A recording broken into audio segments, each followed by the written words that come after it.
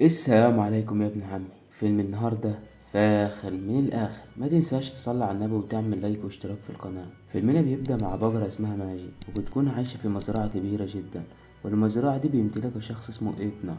وفي يوم من الأيام المزرعة بتاعت إبنر اتسرقت، فإبنر ما كانش عارف يتصرف ازاي، وبيضطر بعدها إن هو يسيب المكان وينقل لمزرعة صغيرة. وعشان كده قرر يبيع عدد من البقر وبيبدأ يوزعه على المزارع الصغيرة، وبيودي ماجي لصاحبة مزرعة صغيرة اسمها بيرل. وبعدها ابنر بيشكر بيرل علشانها تستضيف ماجي عندها في المزرعة. وبعدها بتجري الفرخة على البقرة سي وبتقول لها إن في بقرة جديدة انضمت للمزرعة بتاعتهم.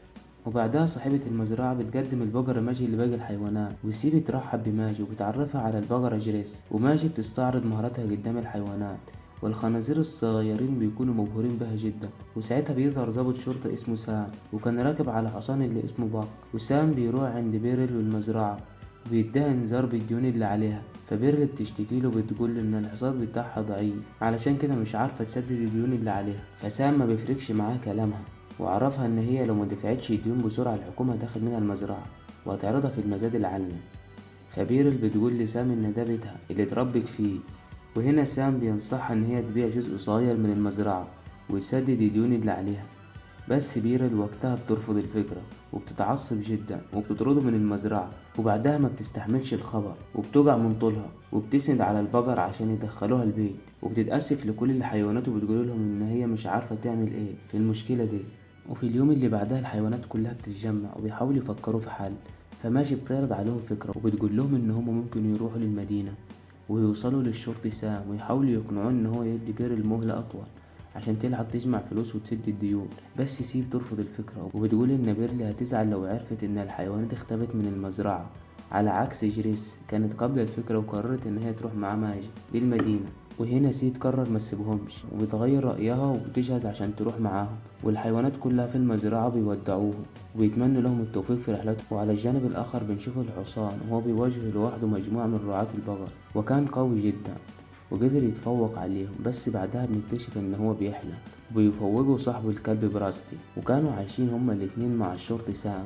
وفي الوقت ده جالهم ساعي البريد وادى لسام جواب، وسام بيعرف ان الجواب ده ان الصياد اللي شغال معاه اللي اسمه ريكو راجع للقرية. وهنا بق بيفرح جدا لما بيسمع الخبر ده لانه كان بيحب ريكو جدا. وعلى الجانب الاخر الثلاث بقرات بيوصلوا للمدينة وبيكونوا خايفين من الناس جدا اللي حواليهم، وبيجروا بسرعة ويلاقوا باب مرسوم عليه نجمة فبيدخلوه كلهم وبيكونوا فاكرين ان الباب ده باب بيت سام. بس بيطلع ان الباب ده باب مسرح، والبقرات اكتشفوا ان هما في عرض مسرحي وبيتخضوا من الموقف ويحاولوا يهربوا من المكان. بس المكان بيتحول لساحة معركة، وبعدها بيخرج الثلاث بقرات من المكان وبيقابلوا الحصان والكلب راستي. وساعتها بيطلبوا منهم ان هم يكلموا سام ويخلوه يمد اسبوعين لحد ما صاحبة المزرعة تجمع الفلوس. لكن باج وراستي بيقول لهم ان مزرعتهم خلاص افلست وعليها ديون كتيرة، ولو ما جابوش الفلوس دي خلال 3 ايام مفيش حد يعرف ينقذ المزرعة. وبعدها بشوية يوصل ريكو للمدينة، وده كان صياد محترف وكان بيصطاد المجرمين وقتها، وبيكون جايب حرامي ويسلمه لسام. فسامي بيديله مكافأة ويطلب منه ان هو يقبض على الحرامي اللي بعده، وكان حرامي شرير جدا، وده بيكون الحرامي اللي سرق مزرعة أمبير اللي اتسرقت في أول الفيلم. ووقتها الثلاث بقرات بيسمعوا سام وهو بيوعد ريكو إن هو هياخد المرة دي مكافأة كبيرة جدا لو قبض على الحرامي ده. فماشي بتعرض على البقرات إن هم لو قدروا يمسكوا المجرم ده ساعتها هياخدوا المكافأة بدل ريكو وهينقذوا المزرعة بتاعتهم. بس سي كانت رافضة فكرة ماشي وبتتريق عليها وبتقول لها احنا هنمسكه ازاي. فماشي بتحاول تقنعها وبتهزر معاها، لكن سي برضه بترفض وبتتخانق مع ماجد. وفي الوقت ده سام شافهم ويفتكرهم تبع راجل واقف بعربيته، فبياخدهم ويربطهم في العربية. والراجل الغريب ده اتحرك بالعربية من غير ما يشوفهم. وبعدها بيطلب سام من ريكو ان هو ياخد باك معاه في مهمته الجديدة عشان يغير جو بدل ما هو قاعد كده في المدينة. وباك بيكون فرحان جدا لأن أخيرا هيخرج برا المدينة وهيروح في مغامرة مع ريكو. وبعدها وهم في الطريق بيعدوا 3 بقرات على مزرعة ماجي، فماجي بتتأثر جدا لما بتشوف المزاد شغال، وبتقول البقرات التانية إن كان عندها بيت وعندها عيلة في المزرعة دي، لحد ما الحرامي سرق الماشية اللي في المزرعة، فاضطر صاحب المزرعة إن هو يبيعها ويوزع معظم البقر اللي فيها على المزارع الصغيرة. وبعدها بيعدوا 3 بقرات على مجموعة من التيران، ومجرد ما التيران بيشوفوهم بيروحوا بسرعة وبيقربوا لهم، بس فجأة بتظهر عصابة، والعصابة بعدها بتهرب بسرعة. بعد ما بتسرق المكان، وريكو وبج بيقابلوا ال3 بقرات ويحذروهم إن هما ميتدخلوش تاني في عمل الشرطة، وبج بيروح يقول لهم إن هو اللي هيقبض على الحرامي، وبيحذرهم إن هما يمشوا وراهم.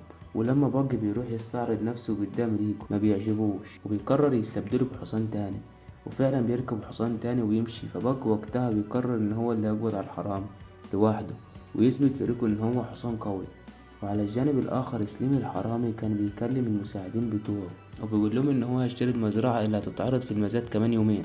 وفعلا بعدها بيبدأ المزاد العلني على المزرعة، وكل الحيوانات اللي في المزرعة لما شافوا اليافطة كانوا خايفين جدا، لأنهم لحد دلوقتي مش عارفين البقرات هينجحوا في مهمتهم ولا لأ. أما بيرلي كانت واقفة حزينة ومش عارفة تزعل على المزرعة ولا تزعل على البقرات بتوعها اللي مش لاقياها. وعلى الجانب الآخر ال3 بقرات بيتوهوا في الطريق وهم رايحين ورا ريكو، وكمان بيغرقوا في المطر اللي بينزل بغزارة، ويحاولوا كتير جدا إنهم ينقذوا نفسهم. فسي بعدها قررت إنهم لازم يرجعوا للمزرعة وما يعرضوش نفسهم للخطر أكتر من كده. وبتقول لي ماجي إنهم كل ده بيضيعوا الوقت في خطط غبية، وهنا ماجي بتعترض على كلامها، وبيتخانقوا سوا وبيروحوا كل واحدة بعيد عن التانية. وفي اليوم اللي بعده المطر بيوقف وبتطلع الشمس، ولما بتصحى سي وماجي بيلاقوا إن جريس اتعرفت على أرنب صحراوي اسمه لاكي جاك، وجريس قالتلهم إن هو هيساعدهم في مهمتهم. وهنا الأرنب بيقول لهم إن هو كان عايش في مزرعة واتشرد منها بعد ما قطاع الطرق سرقوها.